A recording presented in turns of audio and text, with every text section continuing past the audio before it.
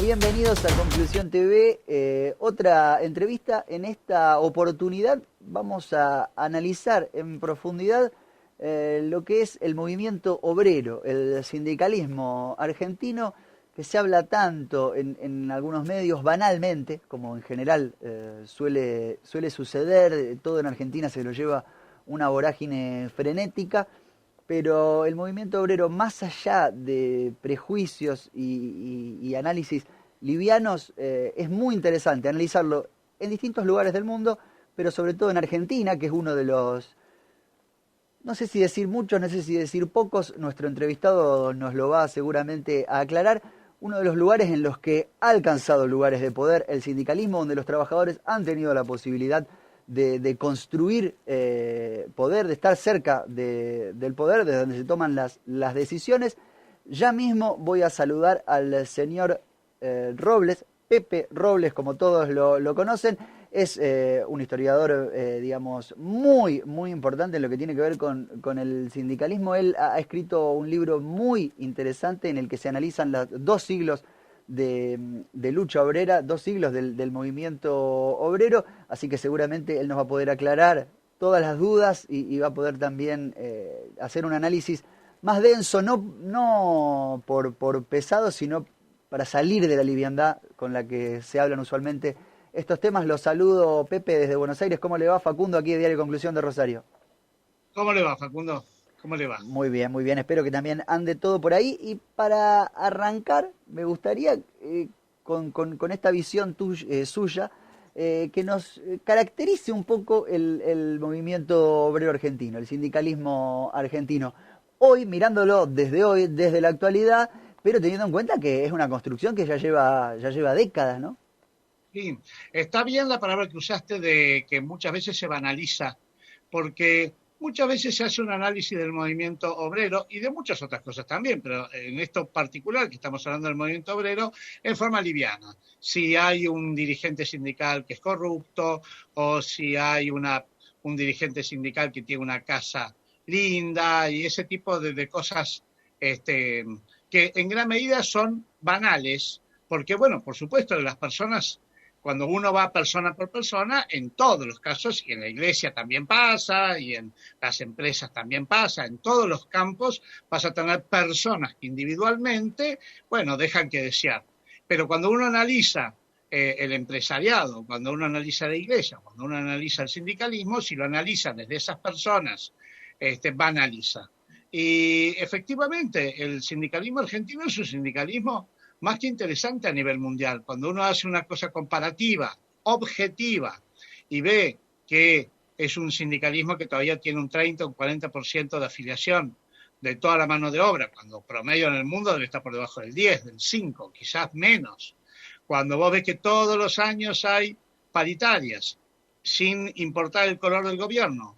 Hubo todos los años paritarias durante el gobierno de Macri, hubo todos los años paritarias durante el gobierno de los Kirchner, hubo paritarias también durante el gobierno de Duhalde. Eso demuestra una continuidad institucional y de mucha dinámica sindical, porque quiere decir que los salarios entonces se ponen de común acuerdo entre los sindicatos y los empresarios. Uh-huh.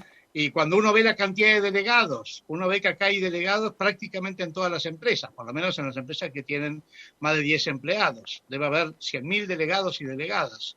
Muchos jóvenes. Bueno, eso está hablando de un sindicalismo muy vital en una época del mundo que es más bien antisindical, ¿no? Así que es un movimiento obrero interesante, dinámico. Bien, y teniendo en cuenta justamente el momento en el que estamos viviendo en el mundo, en el que Argentina atraviesa una crisis importante en lo económico, en lo social, una recesión que ya van un par de años, por lo menos 2, de una economía recesiva.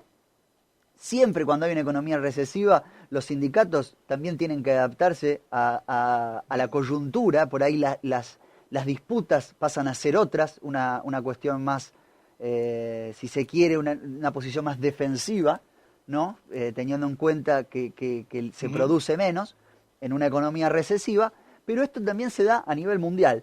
Lo que me lleva a preguntarle una pregunta, digamos, de 2 frentes. Por un lado, si esto puede dar lugar a debatir, digamos, en el mundo y también en la Argentina, otros modelos sindicales. Se habla mucho también desde los mismos medios que banalizan o los mismos grupos que banalizan, ponderan, por ejemplo, el modelo chileno o el modelo alemán.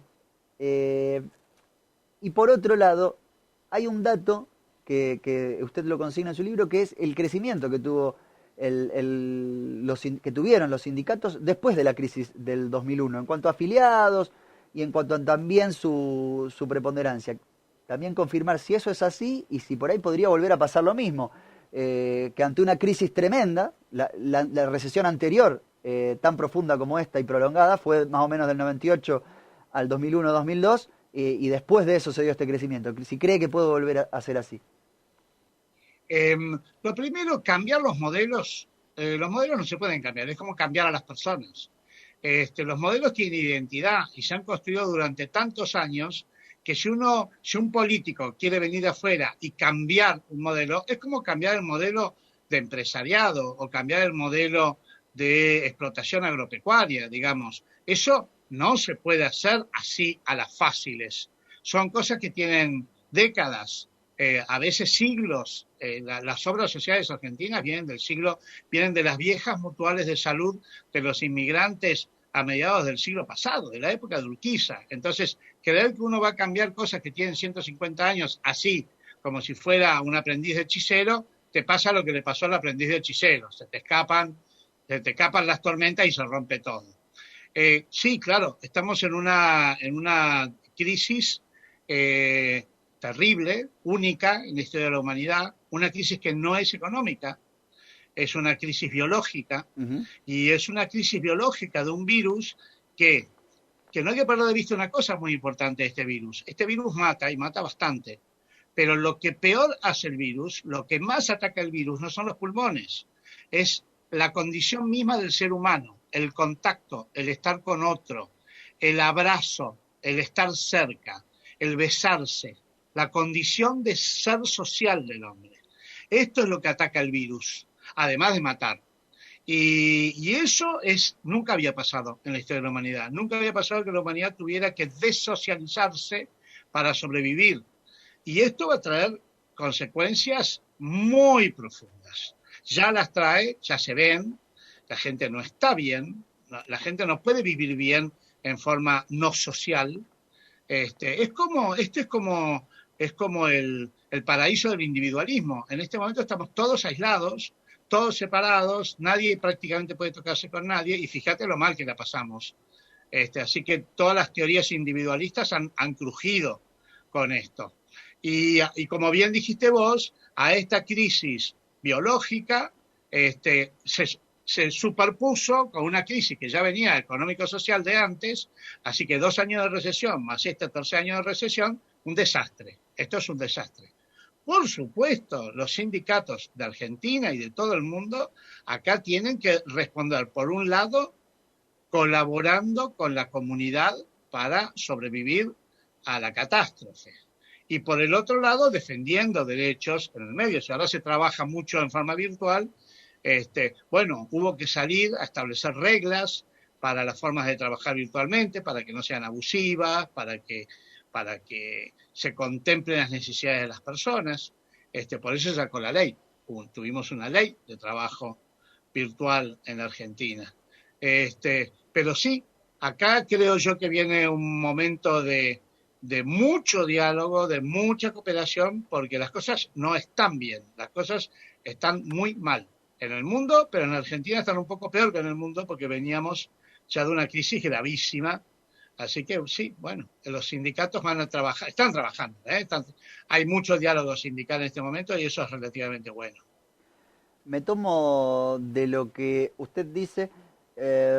¿Cree que hay también que el sindicalismo argentino, también usted conociendo su historia, está con la madurez necesaria o tiene la madurez necesaria que va a requerir este momento? Pensando también que no solo, como usted muy bien marcaba, el tema del individualismo, que esta pandemia ha exacerbado por ahí la visión de aquellos quienes impulsan un mundo más individualizado y sociedades más individualizadas, algo opuesto por ahí a lo que se plantea desde el sindicalismo, teniendo en cuenta que la pandemia también funciona como catalizadora, como aceleradora de cierta tecnologización que se viene haciendo también desde hace décadas. Sí, claro. Se viene dando ese proceso y que por ahí siempre se lo habla o se lo postula como algo contra los sindicatos, como si estos tuvieran que estar en contra de la tecnologización, cuando me parece que es todo lo contrario, que también se puede esa tecnología incorporar a favor del trabajo y de los trabajadores,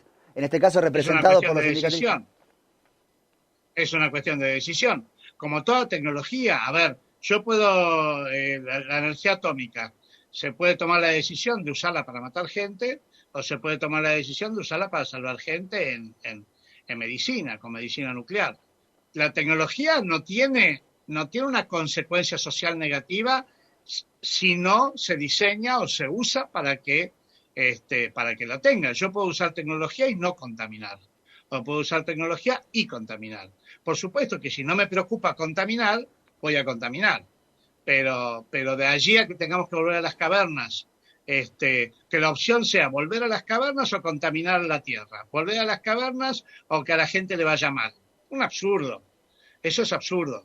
Eso es egoísmo también, porque eso es partir de la base de que cada vez que hay un cambio tecnológico no hay que tener en cuenta el empleo, no hay que tener en cuenta las condiciones de trabajo o las condiciones de contaminación. Está clarísimo cuando uno ve países como Alemania o China o Japón, que son altamente tecnológicos, está clarísimo que si la sociedad y el Estado como parte de la sociedad ordena el cambio tecnológico, no solo no se pierden puestos de trabajo, se mejoran las condiciones de trabajo. Pero para eso tiene que ser no salvaje. No salvaje. Si a mí lo único que me importa es ganar plata y los demás que se pudran y el aire que se pudra, y por supuesto voy a terminar contaminando todo, voy a terminar dañando a mucha gente y el único beneficiado voy a ser yo. Pero eso se parece más a la mentalidad del narcotráfico, digamos. El empresario del narcotráfico no le importa si hay muertos, si hay...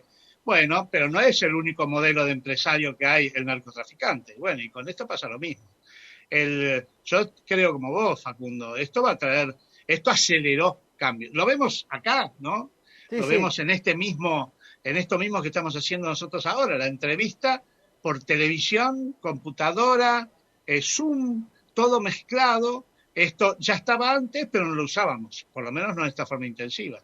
Así que sí, los cambios van a ser enormes y nuevamente, dialogado, que se hable.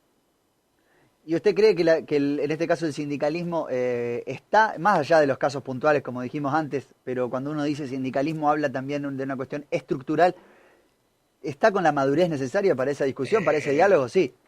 Sindicalismo, en general el sindicalismo en cualquier lugar del mundo, el sindicalismo es maduro, porque el sindicalismo tiene una característica que quizás no tienen otros movimientos sociales. El sindicalismo tiene que convivir todos los días con la necesidad de que sus miembros todos los días trabajen y vuelvan a trabajar. No pueden dinamitar una empresa. Tenés que ser responsable, porque imagínate si vos fueras un dirigente sindical o un delegado y todos los días cerraras la empresa. A las 2 o 3 semanas la empresa cierra y todo el mundo queda en la calle. Entonces, el sindicalismo en todos lados del mundo tiene que ser responsable porque tiene que trabajar todos los días la gente. Y no se puede rifar la suerte de la gente. En Argentina en particular es un sindicalismo que ya tiene más de 150 años, que ya te digo, ha gobernado muchísimas veces, hoy sigue gobernando, hoy hay muchos dirigentes sindicales que son diputados y que son senadores, ha gobernado en muchas oportunidades, entonces eso te da mucha responsabilidad. Las negociaciones colectivas acá son por rama nacional, por lo tanto tienen una visión panorámica de la economía y no solo de un sector o de un punto, no, hay una visión global. Sí, es un sindicalismo que está bien, es maduro, comete errores, como cualquiera comete errores, pero me parece que este es un buen momento. Y además es nuestro sindicalismo, como es nuestro empresariado, como es nuestra iglesia y como es nuestro periodismo. Claro. Uno tiene que trabajar con sus con sus compatriotas. Claro, sí, sí, no Que queda son otra. nuestros compatriotas. No queda otra, somos nosotros, es nuestro pueblo. Y recién usted me No daba podemos importar un sindicalismo Claro, de China o de Australia o de Corea. claro, bueno, y pensando en eso, usted recién mencionaba algo como que las negociaciones nacionales o esta visión panorámica integral de la economía es un aspecto importante y que permite y que da y que aporta a esa madurez. ¿Qué piensa usted de modelos por ahí más segmentados? Por ejemplo, por empresa, sin hacer ejemplos de otros países, porque como ha dicho, cada país tiene sus particularidades y cada movimiento en cada país tiene sus particularidades, pero ¿cómo ve la segmentación a la hora de las negociaciones colectivas? El sindicalismo por empresa en principio no es bueno. Por lo menos la experiencia europea, cuando uno escucha a los maestros de derecho sindical o derecho laboral europeos, que son los grandes maestros, todos ellos sospechan mucho del sindicalismo por empresa. Hay más de uno, y estoy hablando de gente muy seria, muy respetable, que te dice que el sindicalismo por empresa no llega a ser un sindicalismo. No llega a ser sindicalismo porque la diferencia de poder entre, no sé, 20, 30 trabajadores y una empresa es tan grande que no hay una verdadera relación entre iguales. Así que no es lo más indicado, pero en todos lados del mundo y en Argentina también hay empresas que son muy importantes y que a veces haces un sindicalismo de empresa o solamente relaciones con una empresa, qué sé yo. Pienso en el área de ustedes, el sindicato de televisión, el SATSAI, tiene un convenio para toda la rama, perfecto, pero por ahí dialoga con un canal de televisión o con Disney o con Turner y hacen un acuerdo para ese lugar. Es decir, que no es importante también la relación por empresa. Y algunos países, como en el caso de Chile, bueno, la dictadura impuso un sindicalismo por empresa y quedó ya como una tradición. Así todo, mira qué interesante, que en Chile, desde que estuvo Pinochet allá por los 70 hasta hace 2 o 3 años, ellos tenían un sindicalismo no por empresa, sino por tienda, por sucursal. Y era tan costoso el sindicalismo por sucursal que tuvieron que cambiarlo. Ahora permitieron un sindicalismo intersucursal, se llama interempresas. Y esto a partir de hace 2 años porque no estaba funcionando bien. Se necesita una idea macro. Si vos no tenés un concepto macro y solamente te preocupás por la suerte de una empresa, o peor aún, de una sucursal, perdés el contexto y la economía es holística, está toda relacionada con todo. Así que no es lo mejor fracturar tanto, pierde contexto, pero sí permitir que en algunos casos se haga negociación en una sola empresa, por supuesto. Queda claro. Bueno, y para cerrar me gustaría por ahí preguntarle también, yendo al caso argentino y teniendo en cuenta la historia, por dos experiencias últimas, cuando el sindicalismo, o por lo menos los partidos que gobernaron no eran los que históricamente han dado lugar o han tenido más vínculo con el sindicalismo. Dos casos. El último gobierno que pasó, el de Mauricio Macri, que si bien él tenía vínculo inicial, después se peleó, algunos sí siguieron junto a él. ¿Cómo vio ahí el vínculo con los sindicatos? Muchos también dicen tal o cual quieren destruir al sindicalismo porque es uno de los últimos bastiones por ahí de este pensamiento más colectivo del mundo cuando se confronta con otras posturas más individuales. Por un lado, ¿cómo vio la experiencia Macri con el sindicalismo? Y otra, que por ahí de la que se habla menos últimamente, pero es la experiencia como presidente de Raúl Alfonsín, que tuvo confrontación muy importante Claro. con los sindicatos. Siempre dicen, le pararon el país a Alfonsín 13 veces, pero no se indaga en los motivos. ¿Cómo fue ese vínculo? Hubo una ley muy polémica que mandó Alfonsín en su momento. Por ahí me gustaría que me repase esas dos relaciones, Macri y Alfonsín con los sindicatos. En el caso de Macri inició elogiando al sindicalismo, incluso con apoyo.